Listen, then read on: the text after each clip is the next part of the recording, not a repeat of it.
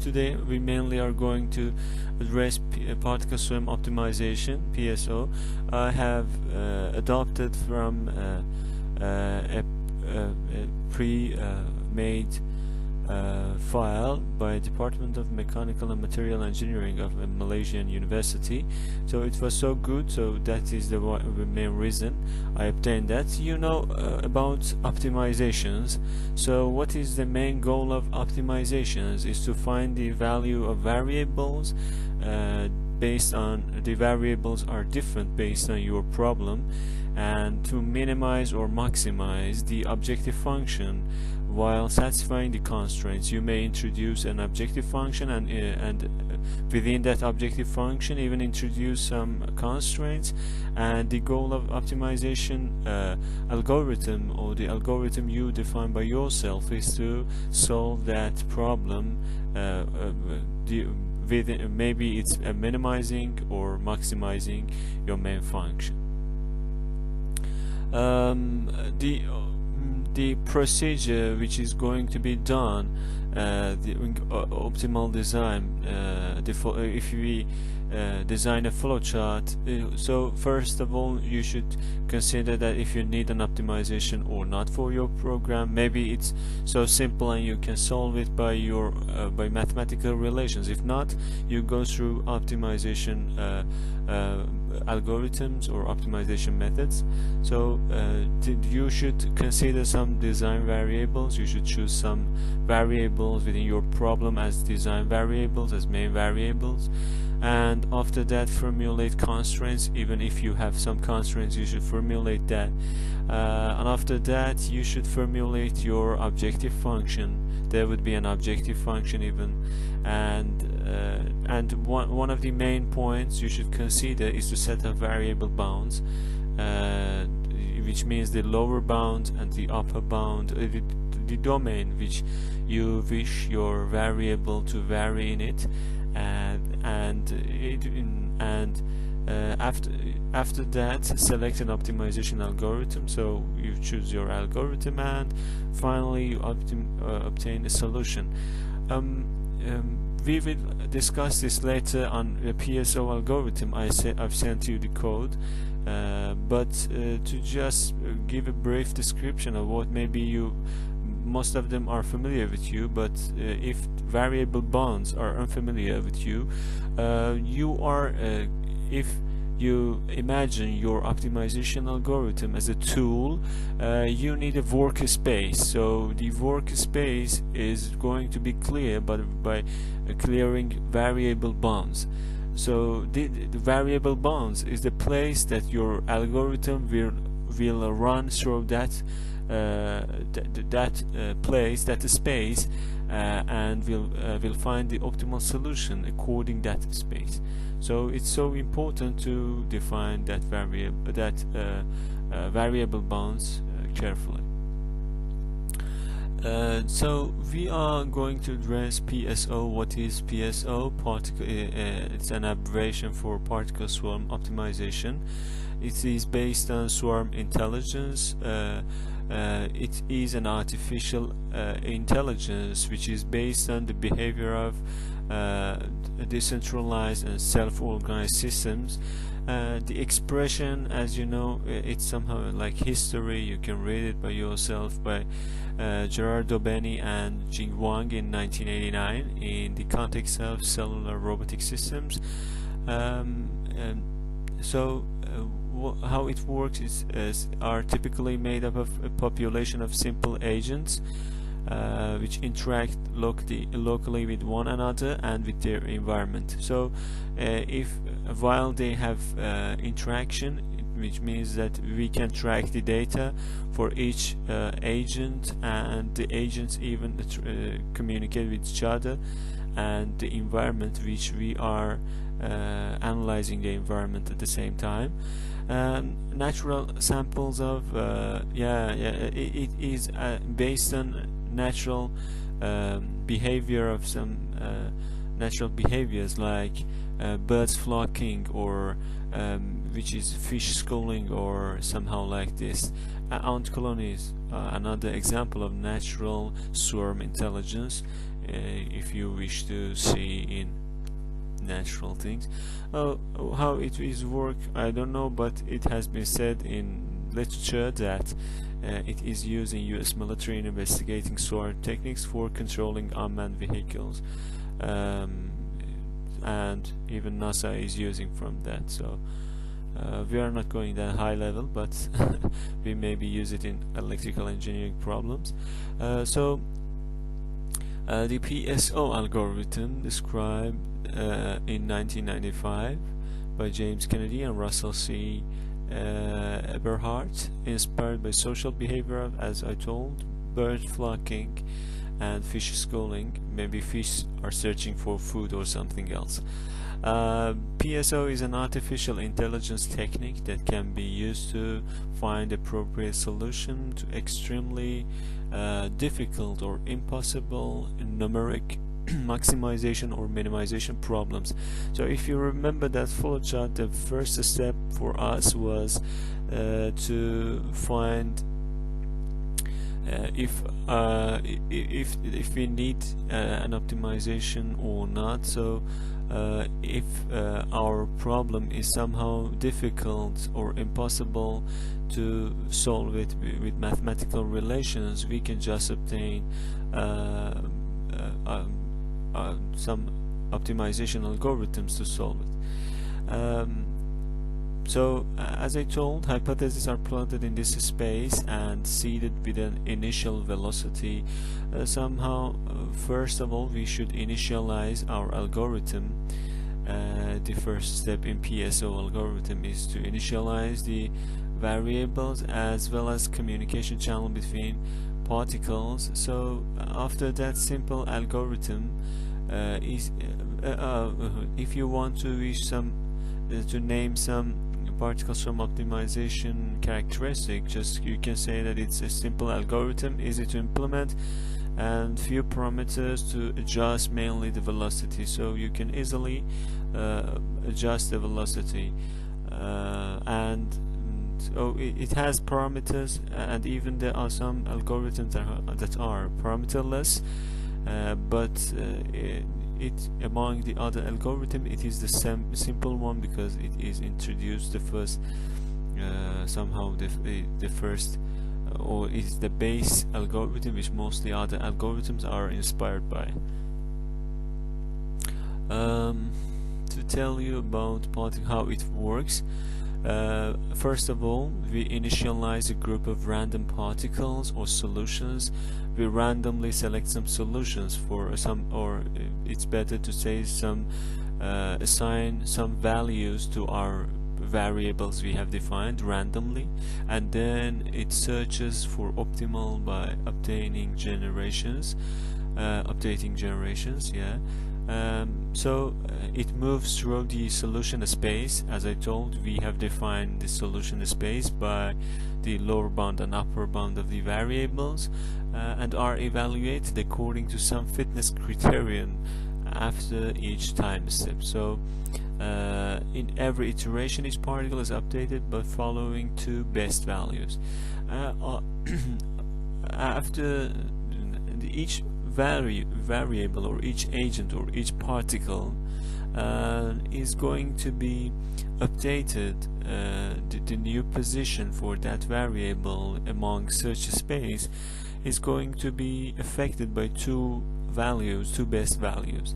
One of them is the best solution or fitness it has achieved by itself, which means a particle has searched during has moved through search space and obtained the best some values. The best value obtained by itself is one of them, and which is called the p-best, or abbreviation for personal best.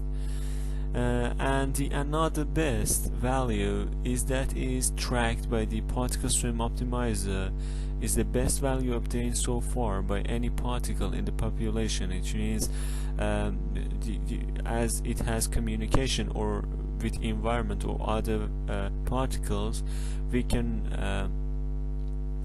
see that which particle has obtained the best value among all the population. So we can just select the best one and call it global best or call G best for abbreviation. So these two affected how it affects which relation it affects the new position of each particle. I will address it later for you in the in this class. So let's move on. When a particle takes part of the population as its topological neighbors, the second best value is a local best and is called best. Neighborhood bests allow parallel exploration of such a space and reduce the susceptibility of PSO to falling into local minima, but to slow down convergence speed. So mostly another local best is used in particle sum optimization, but mainly it is neglected because it slows down the convergence speed, which is it a little bit also it improves and do not let the algorithm to fall into local minima, but it a little bit reduces the convergence speed, so it mainly is neglected. So we mainly use two best. One of them was personal best and another one was the global best. So how the particle swarm optimization, the next position is affected by the position of P best and G best. So each particle tries to modify its current position and velocity according to the distance between its current position and P best and the distance between its current position and G best. So it has currently a position, but what is the personal best or the position it has by itself, the best position it obtained by itself during the optimization process, and its distance between the current position and the best position obtained by whole population. So there are two, if you want to know what are these are the same as happens in physical motion. The current position is the position it has by the velocity it will have. It means that we will obtain by the calculating P best and G best effects. So we finally obtain a new position. It has its own position, and adding a velocity it will obtain a new position for it, and it would replace the current position of the particle. So velocity of particle at the next iteration, at n+1 iteration, velocity of particle at previous iteration or nth iteration. C1 and C2 are two factors which mainly are used for G best and P best, and multiplied by two random numbers, which are random numbers between 0 and 1, which is selected randomly completely by MATLAB, as you know.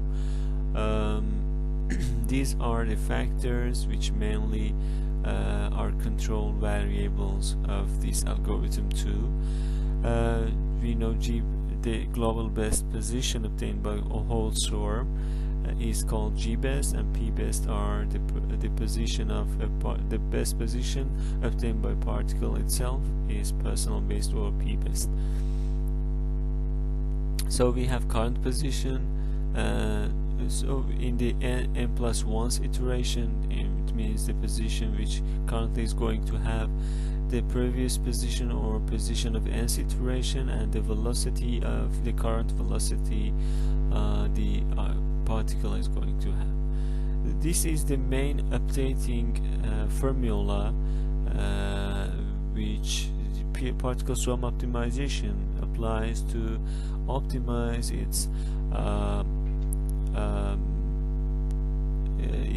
the particle's position, and finally leads to finding the optimal solution. We will see this later on algorithm. So let's move on and see what else we have here. If you wish to see the pseudocode for somehow a flowchart for particle swarm algorithm, so you can go through this. This would be helpful for you, and the same is happening. We try to implement this in MATLAB. This is the whole story that particle swarm optimization is following, so we can go through it. If we wish to see the different topologies, it has a star topology and even ring topology, but we do not consider these two topologies. It is considered that these particles are somehow in a random manner, so we do not specify any topologies for it. So here you can analyze different variables, and we should consider for PSO algorithm, and mainly this is important for